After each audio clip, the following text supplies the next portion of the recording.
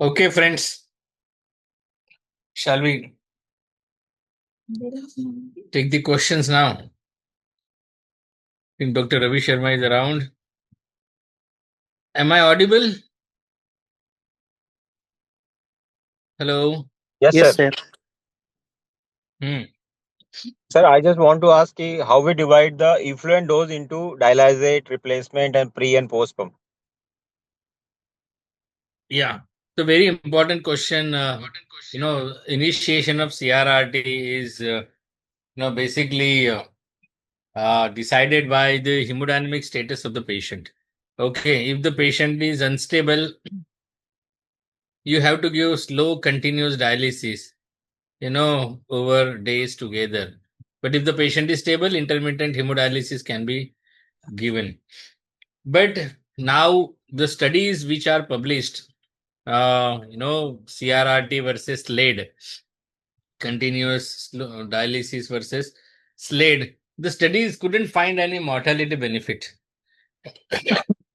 But the patients with the CRRT can definitely help you to manage the hemodynamics, especially when the patient is on multiple vasopressors.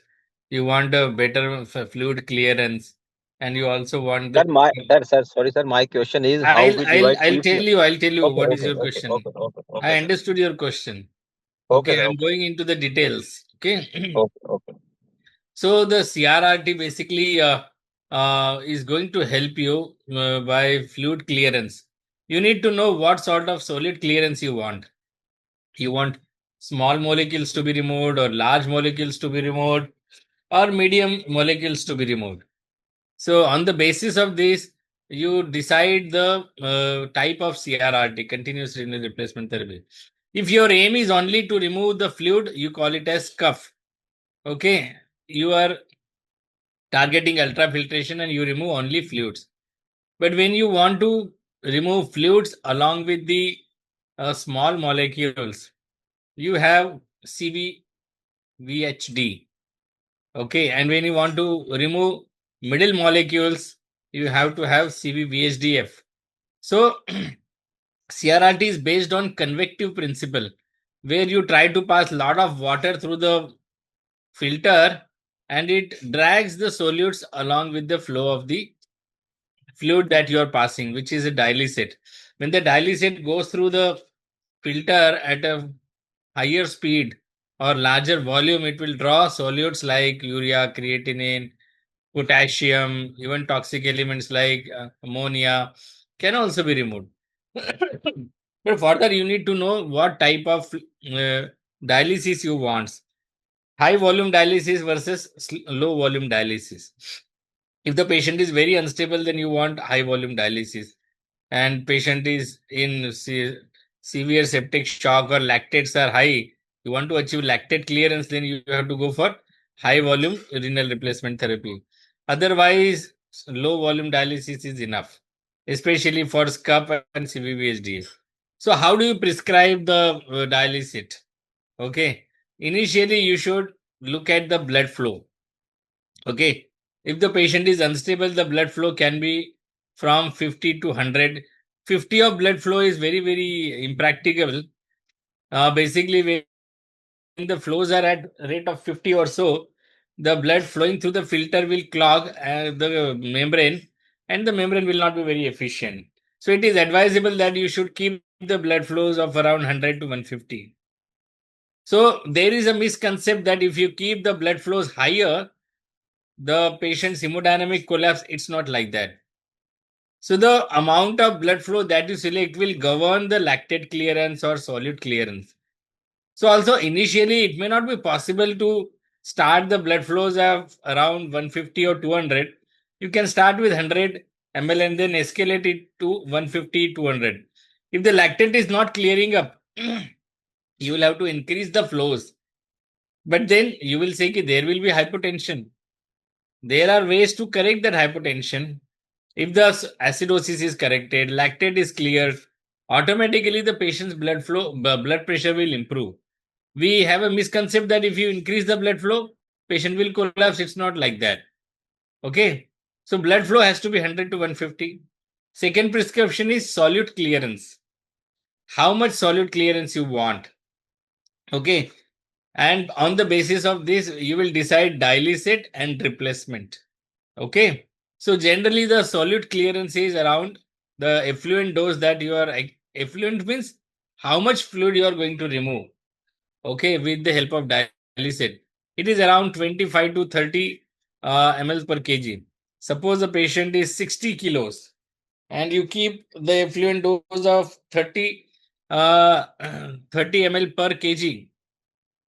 Then how much it comes to around? Hello, are you all with me? Yes, sir, 1800. Okay, so now 1800. You will divide 1800 into different parts. So generally it is 50% dialysate and 50% replacement. Okay. Out of 1800, you will select 900 as dialysate and 900 should be the replacement. Okay. So there are two more parts in CRRT. Okay. There is one pre-pump, pre-blood flow, pre-pump. The pre-pump, if you keep the pre-pump little high, or the flow through the pre-pump is little higher, so the filter life will be prolonged. So that is calculated in the dialysate. If you have kept 900 in the dialysate, okay, out of that 30% you can keep it in the PBP. In the CRRT machine, you will have this prescription or a button which will help you to adjust the PBP. So the PBP can be 30% of the dialysate. Out of 900, the PBP flow can be 270 to 300 ml PBP. Okay. Okay. Uh, So I out think, of 900, 600 should be dialysate and 300 should be PBP. You got it?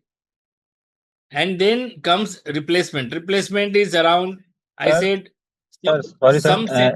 Sir, Ah, is it 30% of replacement or is it 30% of dialysate? so basically, it depends upon what do you want. Okay. So basically, if you want to remove the fluid more, you will have to keep the replacement more. Okay. And if you want to just do correction of acidosis, then you keep the dialysate little higher. Okay. Okay, sir. Yeah. So it depends. So PBP is before replacement. Okay. It is before the filter. So it's a part of a dialysate. Okay. So out of 900, you will have to keep 30% PBP and rest you will have to keep dialysate. So PBP will help you to correct acidosis and will increase the life of the filter. But the solute clearance will not be that much. Okay, if you are passing diluted blood through the filter, the solute clearance will be reduced. No. If you pass the concentrated blood through the filter, the replacement will try to extract more and more fluid, more and more solute from the filter. So that's why whenever you want to clear more and more solutes like lactate or ammonia or a potassium, hyperkalemia or urea, uric acid, you will have to keep replacement little higher. Okay, the job of replacement is to remove solutes and the job of dialysate is to remove correct acidosis. Okay, you got it? The PBP will be helpful in prolonging the life of the dialysate. It can be useful in DIC, shock liver, or if the patient's INR is high, or if the patient is thrombocytopenic, then you will have to use higher PBP. PBP can also be used in higher volumes, especially when the catheter flow is poor. You have kept the blood flow less, means you have kept the blood flow of around 50 to 100, then naturally the blood is going very slowly through the filter. Okay. When the blood is going through the slowly through the filter, there is stagnation and there is likelihood of the filter clotting. So that's why whenever you have kept the blood flow less, then you will have to keep the PBP little higher. If you have kept the flows of around 200 to 300, then you really don't need to increase the PBP. Okay, the blood is going through the filter at a faster rate. Okay, another example where you will keep PBP higher is in patients with trauma, rhabdomyolysis, or patient who is on ECMO, severely unstable patient. If the patient is unstable hemodynamically, requiring lot of vasopressor, in that case you will have to increase the PBP. PBP is a part of a dialysate. Okay, so these are the situations you will increase the PBP, and when you want to again increase the urea or uric acid clearance, then PBP will not help you. So that's why you should remember what do you want. If you really want to remove the acid which is lactate or something like that, acid, if the patient is very unstable, then you keep the dialysate little higher. But at the end, if you're and then it is also guided by filter pressure. So whenever you see the filter pressure, it is monitored in the form of transmembrane pressure. Okay, we had that MCQ, no, transmembrane pressure. If the transmembrane pressure is rising, what will you do? You will increase PBP. Most of the dialysate Prismaflex machines have the facility to adjust PBP, whereas the Fresenius machines will not have the adjustment of PBP. The PBP can be increased from 500 ml, can go up to 500 to 500 ml to 1 liter, depending upon the filter pressure. You all got it? And if your patient is in rhabdomyolysis or patient's lactates are very, very high, then increasing PBP will not help you to clear these high lactates or myoglobulin molecules or potassium. You will have to increase replacement. So that's why whenever you have a prescription, like you have 1800 ml of prescription, you can divide. Sometimes you may keep 70% of replacement, 30% of dialysate if the patient has rhabdomyolysis or something like that. You got it, no? But if the patient is very unstable hemodynamically, then you are trying to extract more and more solute, and if you increase replacement more, the patient is likely to become more and more hypotensive. So that's why when the patient is extremely, extremely unstable, then you increase the dialysate. You in the part of the dialysate, you increase the PBP, pre-pump flow. I hope this is sufficient. And then also monitor the filtration fraction. At the end, you will have one more monitor to be parameter to be monitored. It is filtration fraction. You can go up to a filtration fraction of 25%. But as the filtration fraction goes higher and higher, there is lot of stress on the filter, because the replacement fluid is trying to extract more and more solutes from the filter, and in the bargain the pressure inside the filter increases. Okay, because at higher pressure you are trying to extract solutes, that leads to increase in pressure in the filter, and that can cause fracture and all that. uh, if you are not understood, please let me know, dear friends. Oh, it's okay, sir. You understood now. What are your aims? Your aim should be Yes, sir. Yes, sir. to keep the blood flow 150 to 200 ml. So generally we keep dialysate around 1000 to 1500 ml. Replacement we keep it around 500 to 1000 ml. But when you want to desperately remove solutes, then you can reverse this ratio. But generally patient is hemodynamically unstable, no? So that's why you keep the dialysate little higher and you keep replacement less. Initially, your aim is not to remove solutes. Initially, your aim is to stabilize the patient. And the stabilization is achieved by increasing the dialysate. Okay.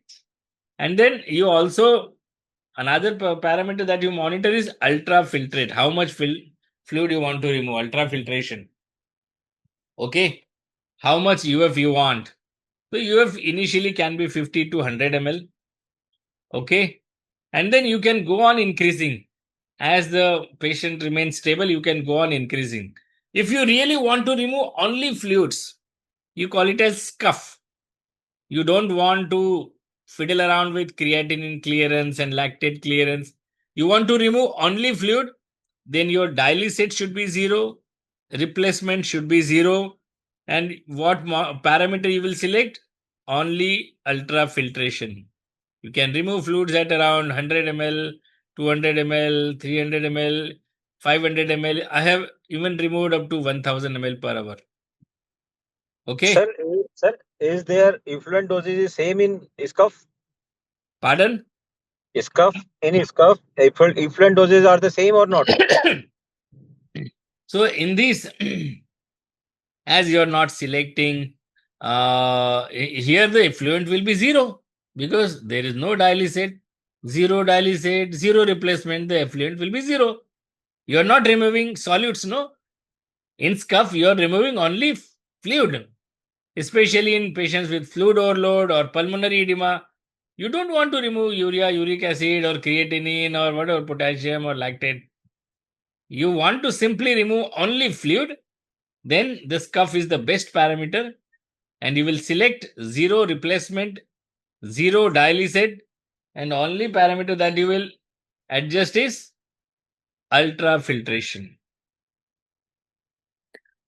Okay, this is scuff. Are you aware of HDF, CVVHD, CVVHDF? So whenever you select the parameter on CRRT, no, you should select the end parameter, which is called as CVVHDF. CVVHDF is the combination of both convection and diffusion.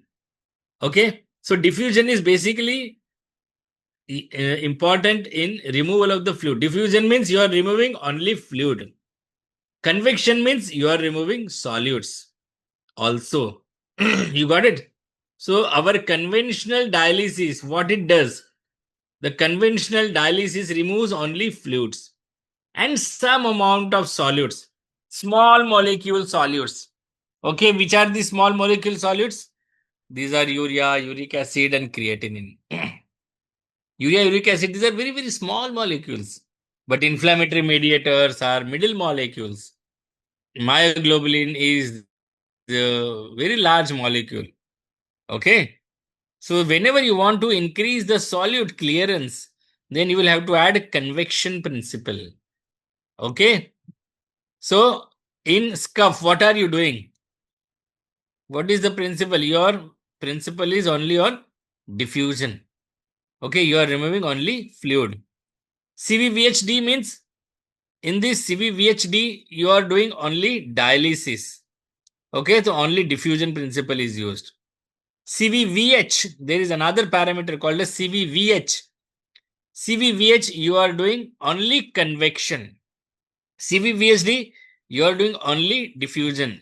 And CVVHDF, you are doing both diffusion and both convection. You got it? And scuff is only removal of the fluid. No urea, uric acid, creatinine is removed. In scuff, only fluid is removed. In CVVH, fluid is also removed and some smaller molecules like urea, uric acid, creatinine is removed. So generally our routine dialysis, 3 hour, 4 hour dialysis, that dialysis is basically nothing but CVVHD. Okay, only diffusion. There is no convection. In CVVH, there will be some amount of convection, and in CVVHD, there will be only diffusion. And CVVHDF, you are doing both diffusion and convection, trying to remove both small molecules, mid molecules. Okay, and if you increase replacement, probably you will be able to remove even larger molecules also. You got it? Any question?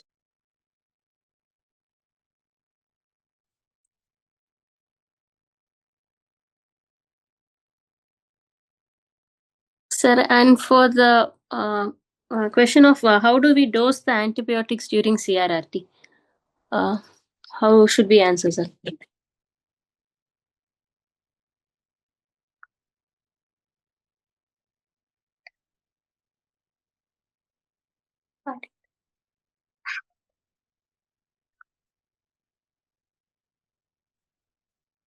Sorry, I missed your question. Yeah, please tell me. How to dose the antibiotics during CRRT? And any medications or antibiotics during See, CRRT? CVVSD is nothing like extracorporeal circuit. You have your own body circuit. On top of that, there is one more parallel circuit going on. So that's why the antibiotic dosages has to be optimized. You cannot keep the same dosages of antibiotic that you keep routinely. Okay, suppose you are giving 1 gram of meropenem, then probably you will have to keep a higher dose of meropenem. Okay, No, maybe is it like I around. have to give it 2 hours before or after the CRRT? When should we dose when the patient See, the is on CRRT CRRT? is a continuous process. Yes. Okay, it is going to go on days together. So that's why it is very essential. You cannot give it before or after or something like that. No, you have to schedule your antibiotic dosages as your routine timing. You need to know what type of antibiotic you are using, whether it is concentration dependent antibiotic or whether it is time dependent antibiotic. If it is time dependent antibiotic, you will have to give this antibiotic more frequently. Like meropenem is time dependent antibiotic. Aminoglycosides are concentration dependent antibiotic, in which you will have to give only one dose of antibiotic because the peak level is sustained above the MIC for long time. Okay, so here when you are giving uh, meropenem or so, you will have to use the higher dose. Maybe if in place of 1 gram, you will have to use 2 grams of meropenem. So you need to know whether your antibiotic is hydrophobic or whether it is hydrophilic. If the antibiotic is hydrophilic, which is clearly, gets dissolved in the blood or plasma. So majority of the antibiotics are hydrophilic. There you will have to use antibiotics according to the dose, maybe double dose. Okay, but if the antibiotics are hydrophobic, okay, then you will have to use antibiotics at maybe aminoglycoside kind of antibiotics. Okay, so then you will have to use higher dose of antibiotic only once a day. So generally 750 milligram of amic acid. Okay, you may have to use 1 gram or 1.5 gram of amic acid. Don't underdose antibiotics in these situations. That's why you need to know what is the effluent dose on the CRRT. If your effluent dose is 20 ml per kg per hour, you are going to have moderate clearance. Okay. If your effluent dose is 25 ml per kg per hour, you will have high clearance. And if it is 30 to 35 ml per kg per hour, there will be very, very high clearance. So that's why you need to know what is the effluent dose that you have selected. Suppose you are giving 1 gram meropenem. So if your effluent dose is 20 ml per kg per hour, probably 1.5 to 2 grams of meropenem is sufficient. But if it is 2.25 ml per kg per hour, you will definitely have to give 2 gram per 2 gram 3 times a day. But if effluent dose is 30 to 35 ml, then probably you may have to give 3 grams of meropenem TDS or something like that. Okay, it is like 1, 2, 3, 20 Okay. ml, 1 to 1.5 gram. Okay, I'm just giving an example. Huh? Yes, sir. That's why you need to know what is the effluent dose. Okay, sir. Okay, and in CRRT, the loading dose doesn't change. Huh? The Yes, sir. loading dose remains the same. Suppose you are giving piperacillin tazobactam, So piperacillin tazobactam usually you give 6 hourly. Then you may have to use these antibiotics in continuous infusion. All these time dependent antibiotics, you will have to use it in continuous infusion, extended 3-hour infusion. You cannot go give boluses of these antibiotics. Huh? Very, very important. So, if the patient is on CRRT, the best way to give antibiotics is give 3 to 4 hours of infusion of these antibiotics. Okay. Yes, sir. Suppose you are giving vancomycin. Then the vancomycin maintenance dose, first you have to give a loading dose 25 to 30 milligram per kg, and then maintenance dose is around 15 to 20 milligram per kg. But then continuous infusion is preferred. Even ticoplanin, loading dose is 10 to 12 milligram per kg. Um, uh, 12 hourly doses, 3 doses, and after that 6 to 10 milligram per kg per day. Even linezolid is highly dialysable. Huh? So your 600 milligrams is not sufficient. Maybe you will have to use 800 milligram 12 hourly. Okay, or 600 milligram 8 hourly. Especially when you are using high dose CRRT. And for aminoglycosides, like you will have to check the antibiotic drug levels. If you are giving aminoglycosides or whatever, meropenem or carbapenems, it is best to titrate the dosages of these antibiotics by therapeutic dose monitoring, TDM. Okay. And on the basis of that, you should adjust the antibiotics. I know in majority of the hospitals, this TDM monitoring is not available. Drug doses monitoring is not available.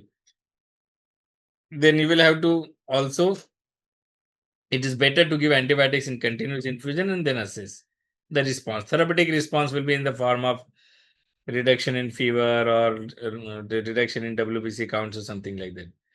Even for fluconazole, you cannot give loading dose of 400 ml, 400 milligram. You will have to give 800 milligram of a loading dose, and then maintenance dose can be 400 to 800 milligram. Anidulafungin, casfofungin, micafungin. There is no adjustment to be done in CRRT because these are all highly protein bound antibiotics. Huh? Amphotericin B, there is no need to change the dose. Okay, because this is also highly protein bound. So those antibiotics which are highly protein bound, dose adjustment is not required. Those antibiotics which are hydrophilic, which get dissolved in water, doesn't bound to the proteins that well. So in this case, the antibiotic doses has to be adjusted. Even for colistin, colistin, basically CRRT, when you are putting patient on CRRT, no, the colistin is the pro drug, and it is the metabolized form of drug. Basically, is the later part. So when you're using CRRT with colistin, okay, it removes this pro drug. So the very less drug is available for the bioavailability.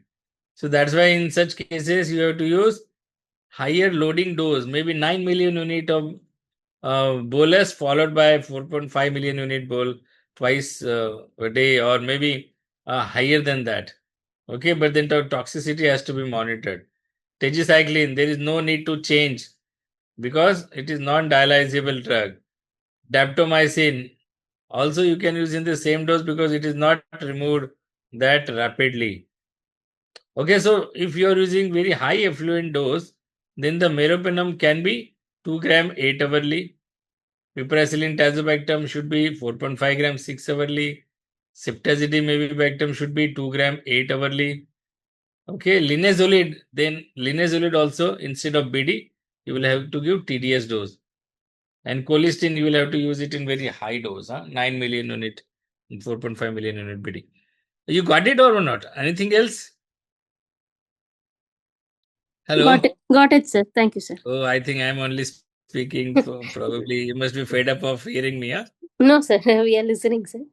Okay, Thank you, sir. Thank you. okay. Thank you, sir. You understood now there are different Yes, modes sir. of CRRT. Huh? Got it, sir. Unless you understand the modes of CRRT, it is all futile exercise. Huh? Yes, sir. So you need to know the principle of CRRT, convection principle. Your routine dialysis, the principle is diffusion. And when you want to use both diffusion and Convection, it is CVVHDF. Scuff is only removal of the fluid. CVVH is removal of the fluid and small molecules. CVVHD is only removal of the solutes.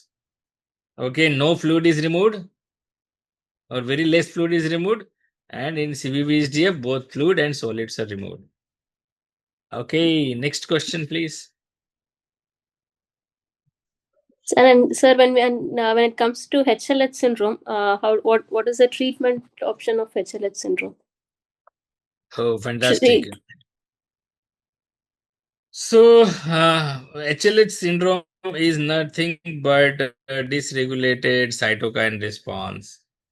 Okay, in this cytokine response, what happens? The macrophages are activated in large numbers. Okay, and then the macrophages, which are released in large number, okay, they will try to attack the organs. There is not only macrophage activation, but there is also release of cytokines. Huh? Cytotoxic T cells are also stimulated in large numbers. Body has innate mechanism to control the release of these macrophages or activation of macrophages or cytotoxic T cells. So body has check mechanism so that in general the multi-organ involvement doesn't happen. There are different types of HLH. Huh? Primary HLH is something which is genetic due to genetic defect. Huh? Uh, Basically, it presents in early age. But what we see is secondary HLH. HLH developing after dengue fever or some cytomegaloviral infection or Epstein-Barr viral infection. Tuberculosis also sometimes may present with HLH. Rickettsia can also present with HLH. And immunocompromised states like HIV, COVID. In COVID, you must have seen a lot of patients with HLH. And sometimes lymphoma like malignancy can also lead to HLH. Okay, sometimes post transplant also due to these immunosuppressant drugs, you may have this HLH phenomenon. So whenever these HLH, syndrome happens, macrophages are released, cytokine like IL-1, IL-6, tumor necrosis factor are released. So this hyperimmune response will try and attack the liver and will cause liver injury, and DIC also sets in. Okay, so basically, you wanted to know the management, no? Or you want to know the presentation also? So basically, Management, these sir. HLH patients will usually present with fever. Yes. Okay, unexplained fever. Huh?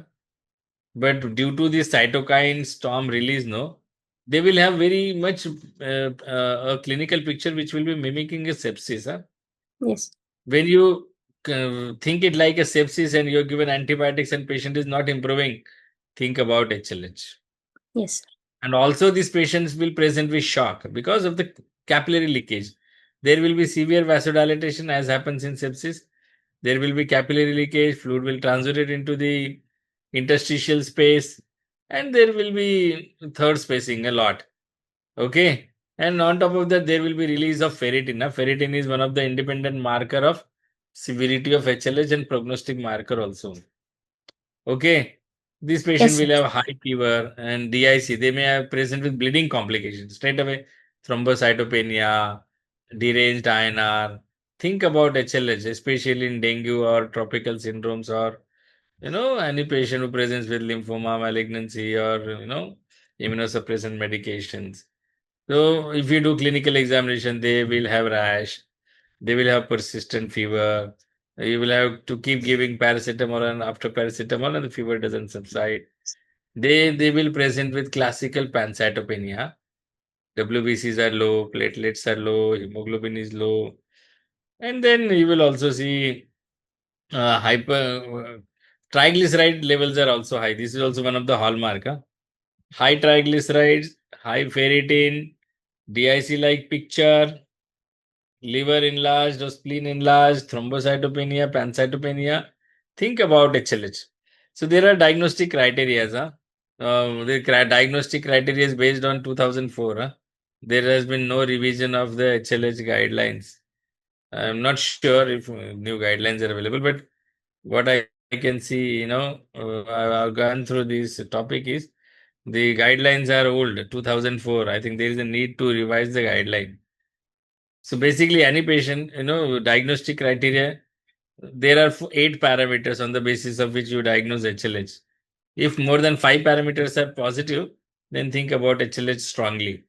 Fevers, splenomegaly, and you have uh, anemia, hemoglobin less than 9, or platelet less than 1 lakh, or neutropenia, WBC count less than 1000. Think about HLH. Hypertriglyceridemia, if the triglyceride level is more than 265, or you have ferritin level more than 500. Okay, but these ferritin values are not important. The trends of the ferritin levels are important. And in some center, if you have a soluble CD25 facility detection is available, you can do that. Okay, so you have to score the patient based on these parameters, and you have to treat these patients.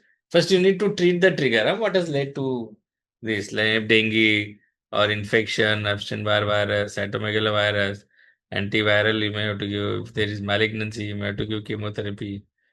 If it is autoimmune, you may have to give immunosuppression treatment. But the mainstay of treatment is steroids. First line treatment is steroids. Dexamethasone you can give. Okay. The dose varies. It depends upon center to center. I can't comment on any dose, but generally 10 milligram per meter square per day is the recommended dose. Another, because the role of steroid is to control the cytokine storm at the quickest possible time frame. And the second is etoposide. You can use etoposide for Epstein-Barr virus related infection, 150 milligram twice weekly. You can try and give IVIG also. Resistant, if the steroid resistant HLH, think about IVIG, 2 gram per kg. At least 4 to 5 cycles, for 4 to 5 days, you may have to give. So IVIG is basically useful in infection related triggers. Okay, where the inflammatory response is high. In that case, the IVIG may be helpful. Even cyclosporin can also be useful. If steroids have not helped, IVIG is not helped, then immunosuppressants like cyclosporin can also be used. There are some other mTOR or JAK inhibitors, also IL-1 inhibitor. JAK1 inhibitor, though rituximab. Rituximab is the last resort for HLH management. Or, IL-1 blocker like anakinra. You must have heard about the anakinra. So that can also be used. And you need to have organ support system. If the liver is affected, liver support, kidney is affected, you do CRRT, ventilator, ARDS. If the patient has ARDS, you support the patient with ARDS, low tidal volume, lung protective ventilation strategy. Blood and blood products are also required. We have to treat the DIC, tranexamic acid. You will need a thromboelastogram to diagnose the DIC. Routine BTCT, PTINR is not very useful. Okay, and then hepatotoxic drugs also should be avoided. It gets missed. HLS gets missed most of the times because it mimics like septic shock picture or acute liver failure picture, and we focus on only supporting liver and we don't get diagnosis. Mortality is very, very high if it is undiagnosed. So that's why you have to diagnose early and start steroids early. Sometimes even if you have high degree of suspicion, you can start steroids. You should do bone marrow, and bone marrow you should be able to identify the macrophages. Okay. Anything else? I hope that was sufficient. Yes, sir. Guys, you are not responding, man. Yes, sir. Yes, sir. It was a very elaborate answer, sir. Sir, I have a question. What's the difference between auto triggering and double triggering and how to manage them? Pardon? The difference and the management of auto triggering. Difference between Auto Difference triggering between auto triggering and the double and triggering. double triggering. Yeah. auto trigger and Double trigger. Hi, Aklesh, Dr. Asif here. hi. Hey यार मेरा video is not working. Anyway, So So basically, auto trigger is something when the patient is trying to breathe against the patient ventilator. So this is not a patient true effort. Whenever Can the I patient, can I explain in a simpler way? yeah, Uh, please, and ac- then yeah, yeah. thank you. So actually, this question can come in a CVS loop and curves where you might get some asynchrony picture. So the auto triggering things is where your triggering uh, threshold is very low, and you find that there is a lot of trigger is coming. So auto trigger can be happen due to leak in the circuit or due to trigger threshold low. Usually Or we trigger keep sensitivity is low. Yeah. trigger sensitivity is low. Usually we keep 3 liters of 3 liter gases or 3 centimeter H2O. That can sometimes causes auto trigger, but the double trigger is something different. Double trigger, why it is happening when your trigger setting in the machine, the duration inspiratory time, which is not matching with the patient neuronal inspiratory time. Like if you have this esophageal pressure curve, usually in your exam they will give the triggering problem with esophageal pressure drop curve. You will see here the neuronal inspiratory time is higher than your machine set time. Therefore, the machine given the breath, still patient having the neuronal inspiratory time exist. So he tried to get another breathing. That's why there is a double triggering is happening. So basically, this happens when the trigger sensitivity is kept very high. Yeah. Yeah. Auto triggering is seen when the trigger sensitivity is kept very low, and double triggering is seen when the trigger sensitivity is kept very high. And the inspiratory time is low. Yeah, inspiratory time is short. So So I would also like to add basically, auto triggering is no patient effort. It is only ventilator related triggering. Ventilator triggers, considering it, ventilator sense it like a patient has triggered the breath. This can usually happen in patients when the ventilator circuit the sensitivity is kept low, or when there is secretion in the tube, or endotracheal tube is there is leak in the endotracheal tube, yeah, I or have there is given my water in the ventilator presentation on tubing. the. I have given my presentation on the ventilator waveform and troubleshooting Yeah. in the group. So I will request everyone, please go through the once the slide. You will understand, and if you have any problem, you can put your question in the group. Yes, Yeah, yes. Aklesh, And continue. and Yeah, so reverse triggering, sir. auto triggering can also be due to the secretions in the tubing, or water in the tubing, or there is a leak in the circuit, or you keep the sensitivity very, very low, or if the patient, even the cardiac oscillations can also be sensed. The ventilator is so sensitive nowadays. Even patients' heartbeats can also be sensed as trigger breaths, and the ventilator will give the breaths. Even when the patient has tremors or shivering, or if the patient moves, these movements are also considered as trigger breaths, and ventilator tries to give the breath.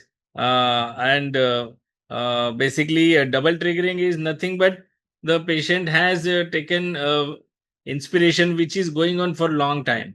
The patient's inspiratory time is longer, then the ventilator has initiated the breaths before the inspiration has halted. Our patient's inspiration is complete. The ventilator tries to deliver the breath, and in that bargain, what happens? There is patient ventilator dysynchrony. There is fight between the patient and the ventilator, and you get double triggering. You will get double breaths. Usually, this is seen in patients when the patient has pain. Okay, he's trying to breathe heavily, splinting of the diaphragm is seen. If the patient has fever, he's tachypnic. Okay, or if the patient has acidosis, even in ARDS patients also, you may have double triggering. So that's why you need to set the inspiratory and expiratory ratio properly to treat a double triggering, because double triggering can lead to autopipa. Because if the patient's inspiration has not got completed and the ventilator has given breath, so there will be breath stacking, and the extra amount of air will be retained at the end of exhalation, and that will lead to autopeep and may cause barotrauma, or pneumothorax can also happen. So basically, when you have double trigger, you will see two breaths delivered back to back, and very short expiratory time you will be able to notice. Okay, and then you will also see large tidal volume. When there is double triggering, large tidal volume is there. So whenever you see large tidal volume, you try to increase the trigger sensitivity. Okay, so means you try to reduce the trigger sensitivity. This can also happen when the patient has air hunger, when probably the tidal volume or the flows are not set adequately. In that case, also patient goes into air hunger and he tries to breathe heavily. On top of that, the ventilator also tries to give the breaths, and that leads to patient ventilator dysynchrony, and there will be more and more fight between patient and ventilator. So that's why just remember, auto triggering is due to low trigger sensitivity, and double triggering is due to high trigger sensitivity set on ventilator. I think that is sufficient, and you please go through Dr. Asif's ventilator PPT. It will be very, very informative, and it will definitely help you to learn better as well. And Dr. Asif, I think that's right. That's the best way to go through your Yes, yes, PPT. Yeah. yes. Anything else, friends? Sir, if you don't mind, on reverse triggering in short, sir, is it needed, or Huh? reverse triggering? Reverse triggering also. So basically, reverse triggering is seen in patients who already have patient ventilated dysynchrony. When the patient is sedated, and though he is sedated, but his diaphragmatic movements are still there. In that situation, what happens? The ventilator breath comes, and then the patient diaphragm contracts later. Okay, there are different muscles which are involved in breathing, no, intercostal muscles, and then the diaphragm is also involved in the breathing. See, if there is incoordination between the respiratory muscles, that will lead to reverse triggering. Like patient has initiated the breath.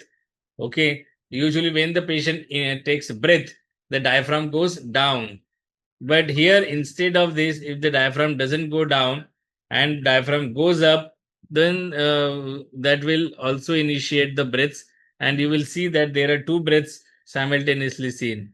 So this is seen in patients who are deeply sedated, very, very deeply sedated, when the patient's breathing attempts are poor, but there is incoordination between the muscles, intercostal muscles and diaphragmatic muscles.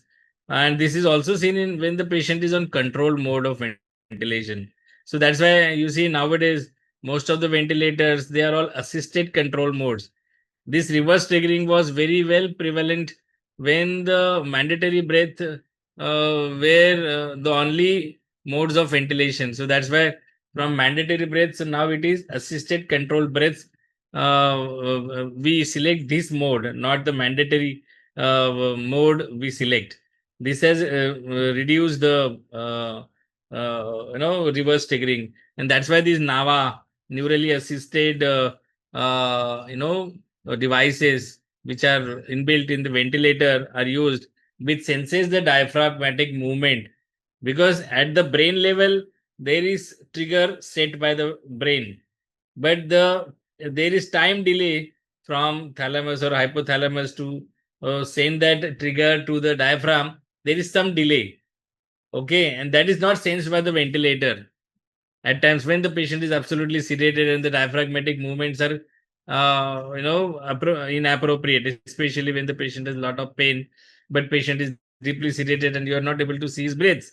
So in that condition, you may see reverse triggering, especially ARDS. If the patient is on propofol or midazolam infusion, or patient is paralyzed, in that situation, you may get reverse triggering. Especially also, no, when you keep the tidal volumes very, very high. So in that situation also, you will have reverse triggering. So how does reverse triggering look like? You will see a delayed negative deflection. Generally, the deflection is seen first, negative deflection is seen first, and then you will see inspiratory waveforms. But in reverse triggering, you will see the negative deflection, uh, which is very, very delayed. Okay. After the ventilator breaths have been given, then you see the negative deflection. That is one more sign on the basis of which you can diagnose reverse triggering. And on the flow curve also, you can see there will be a notch on the inspiratory waveform. Or, you know, you must have seen a notch in the during the inspiratory waveform, no? So that also gives you idea that the patient has a reverse triggering. This may be concomitantly seen with double triggering. So that's why what will you do when there is reverse triggering? So reverse triggering will lead to loss of tidal volume generation, can cause barotrauma, polytrauma, and that's why you will have to reduce the sedation as far as possible.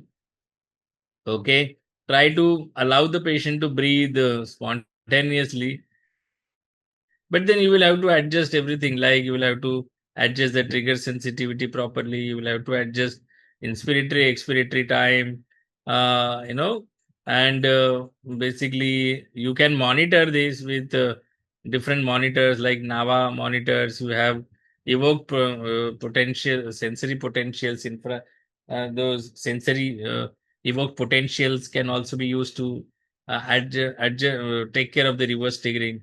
And you can reduce the respiratory rate. If the respiratory rate is also very high, that can also cause reverse triggering. So we have to reduce respiratory time, ventilator time, you will have to reduce tidal volume, you will have to increase the trigger sensitivity. As I have already told you, even small movements can also cause triggering, so that can also be treated.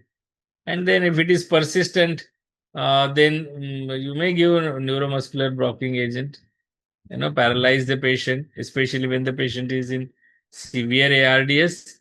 You will have to paralyze this patient with continuous infusion. And when the reverse triggering goes, I think then you can make the patient awake and start weaning the patient.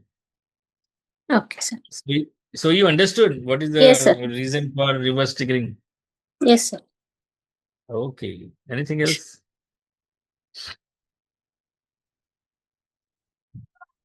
Reverse triggering can be very, very dangerous, sometimes. Very, very dangerous. The double triggering or auto triggering may not be that dangerous, but reverse triggering may lead to severe complications like pneumothorax. And there is large tidal volume being delivered, so polytrauma also is there. And then there is significant amount of autopip also if the patient has reverse triggering. And you can diagnose it by a negative deflection on the inspiratory limb. Okay. Any other question? So regarding the patients with pacemaker, sometimes we'll get an ECG in which it is a dual chamber Pardon? pacemaker. Sir, can you hear me? Yeah. So sometimes we'll get an ECG with a dual chamber pacemaker in situ, but the ventricular capture is not being done. So they will ask how to set this capture threshold, sensitivity threshold, what all, how to do that. Okay. So that's an excellent question. But, the ventilator capture is basically done with, you need to see whether this pacemaker is dual chamber or single chamber. So in double chamber, you have both atria and ventricles being paced. Okay. So in that situation, if you find that the capturing is not happening, better to go with external pacing or if the patient has uh, AICD in situ, you call the company fellows and try to see the machine is working or not.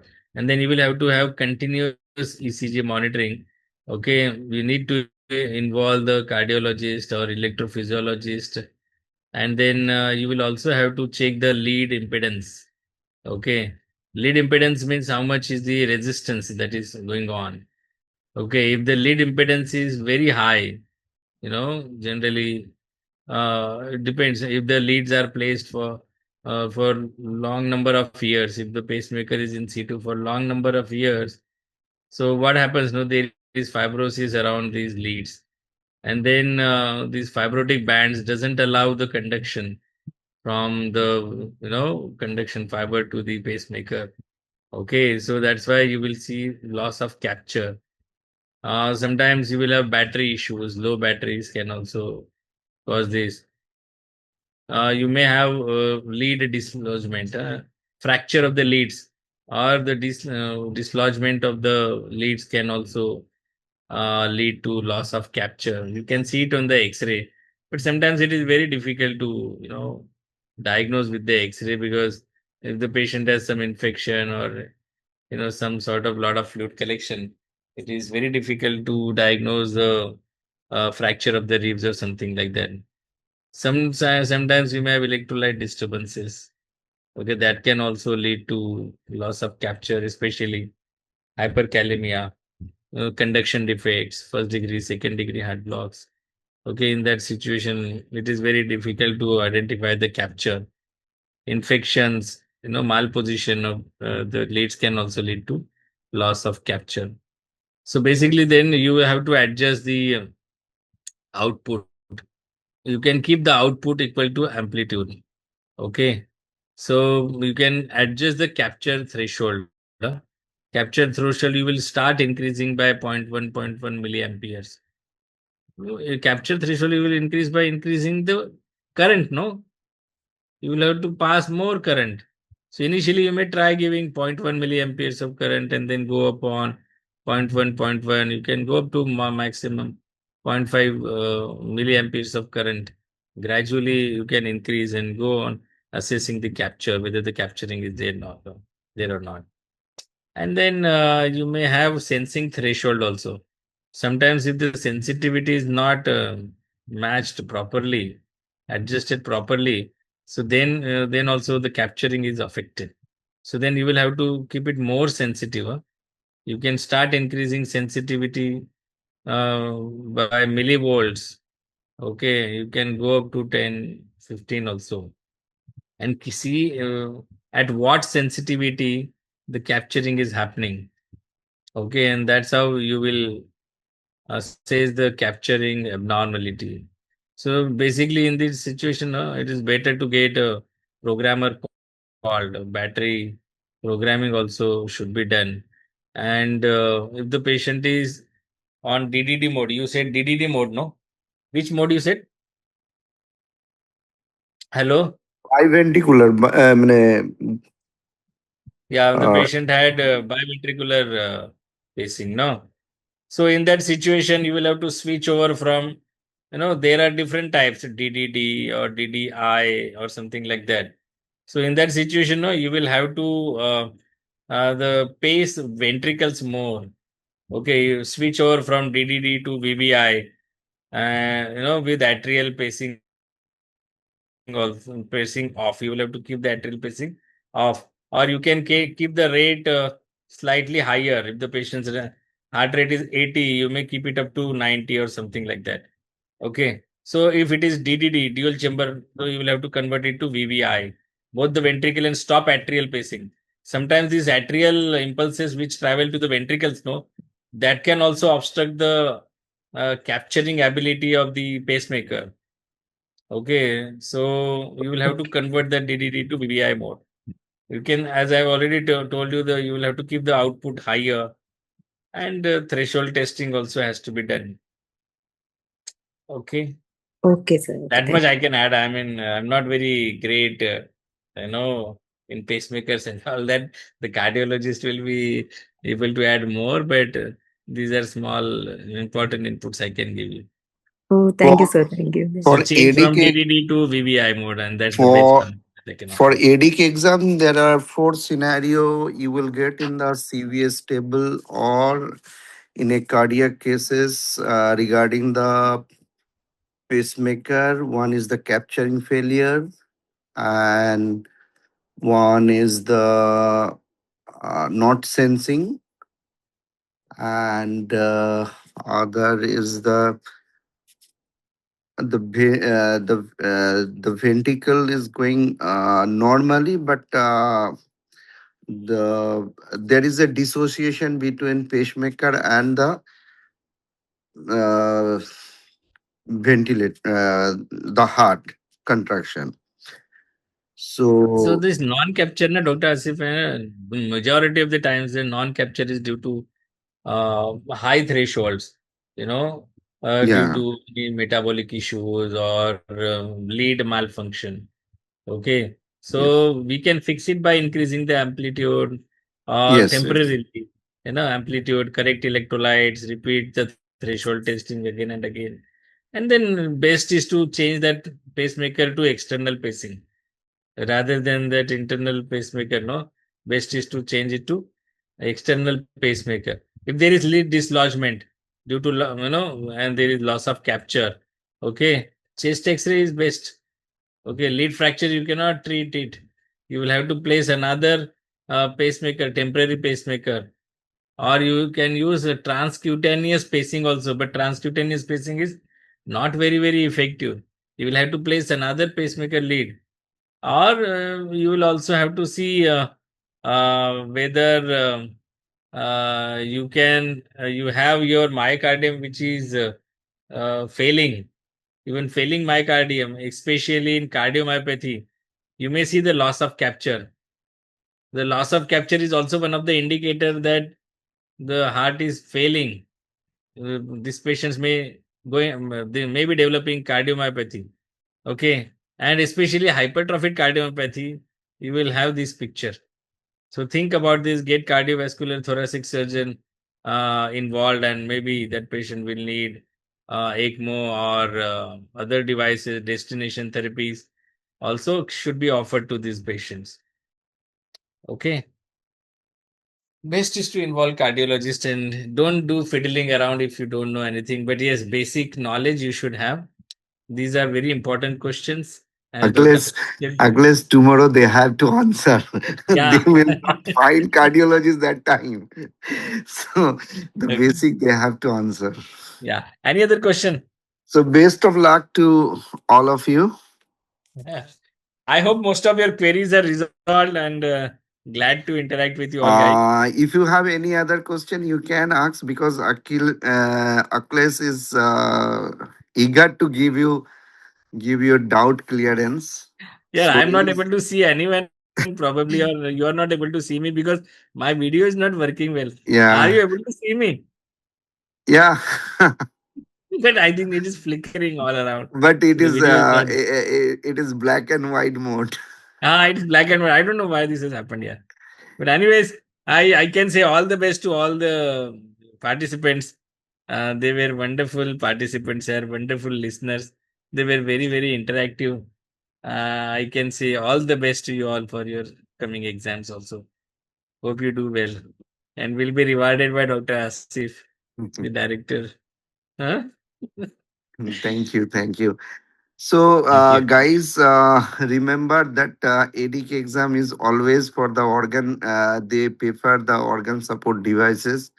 So, before going to the exam, you have to know all the organ support devices. Like you have a discussion details in the CRRT. They definitely they will give the CRRT in the CCS or CVS, and also IBP, your advanced cardiac output monitoring, pacemaker in ECG, and ECMO, and left ventricular assisted device. These are the area, and the ventilator asynchrony, things is a very popular area for EDIC exam. So before you appear the exam, I hope you will go through all these things. And best of luck. We will meet again. Asif sir, I have one doubt. Sir, Yes. regarding the ABG sessions, if there are ABG shown in, I mean ABG, we have to analyze. There is only less than 1 minute for one question, right? So how? What we will Listen, ask? you will not get the single ABG. You will have the scenario with the ABG, and you have to calculate the ABG anion gap, metabolic acidosis anion gap, and delta gap, and you have to come to a conclusion. They will ask you what is the problem and how will you manage. So it can be ABG of decay, it can be ABG of salicylate poisoning or alcohol poisoning, or it can be ABG of respiratory failure. So, and sometime they might ask you about the uh, there are other approach with strong ion differentiation approach. They might ask you to please explain in in that way. So, but normally they do not give AVG and ask you what is the problem.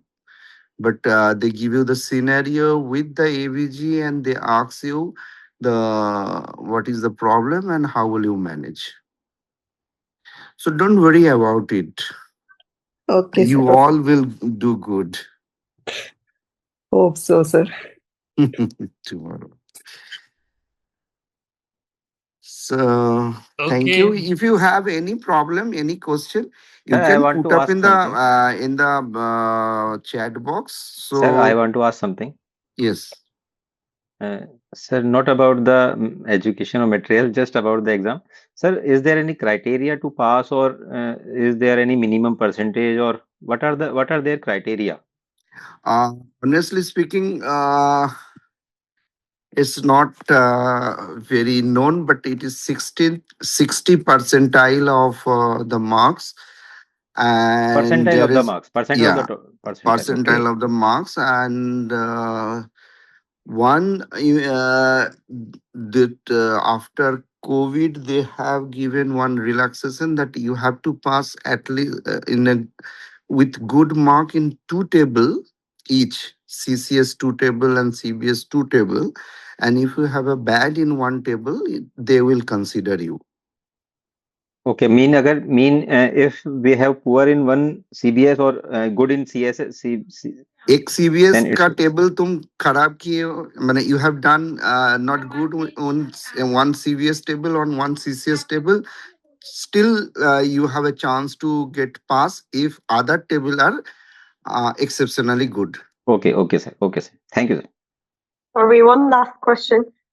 Yes, Do you Maria. recommend to calculate the anion gap with or without the potassium? I know in practice it doesn't matter, but for the sake of today, Is I asked for the doesn't number. matter. Is doesn't Okay. matter. If you use potassium, then your threshold will be is around 20, and if you Yeah. do not use potassium, then your threshold will be 16.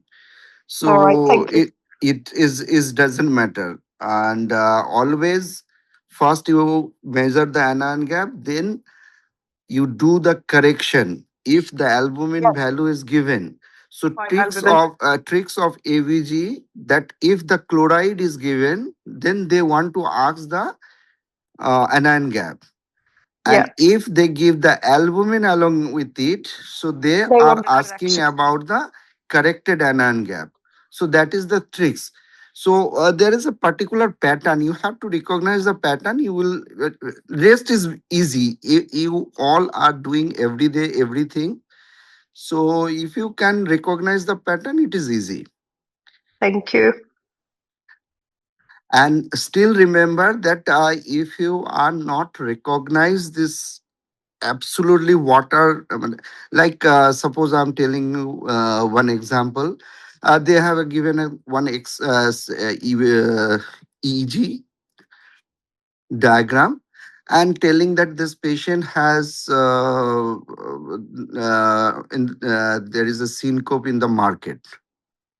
So either it may be the AV dissociation or it may be the arrhythmias. Uh, so you just try to explain the EEG whether you are right or not. But if you give the answer that it may be due to syncope due to the block, you will get marks. So it's not like that the absolute wrong or absolute right. Okay. So try to give probable answer and not one answer, at least one or two what is in your mind, because there is no negative marking. So if there is a additional marks is there, you will get.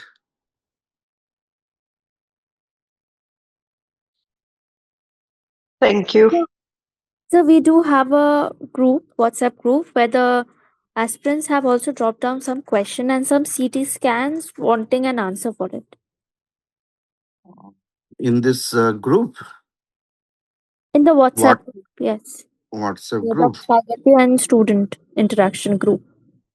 Okay.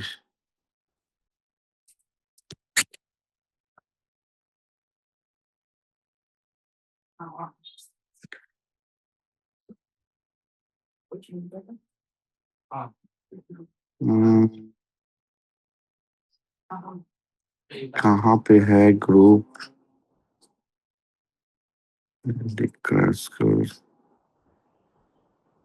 Where? So the group name is Students VS and Faculty Interaction Group. I'll just drop a text. Okay.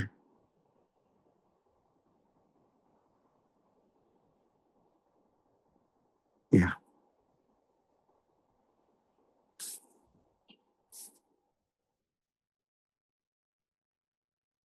It was a severe abdominal pain after episode of vomiting. Diagnosis of a picture needles of the CT. 250. 250. Friends, can I take your leave? Dr. Asif, can I leave now? Yeah. Thank you. So Thank you. Bye bye. Good night. this is the CT chest of person showing that there is extravasation of the contrast and male severe abdominal pain, episode of vomiting, and interpret the CT. Sorry, it is not CT chest, it is the CT. So let me check once. Extravasation of contrast is there, and I think is the stomach content. एक बार देखना होगा boss, देख के बताते हैं.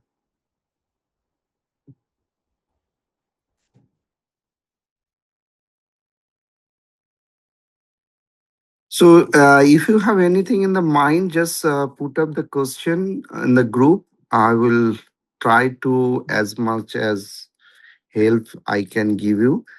And once your exam will have complete, please put up the question. What are the CVS and CCS you have go through? Just remember that thing, and after the exam, we will communicate with you, and we will. Thank you. Thank you, sir. Thank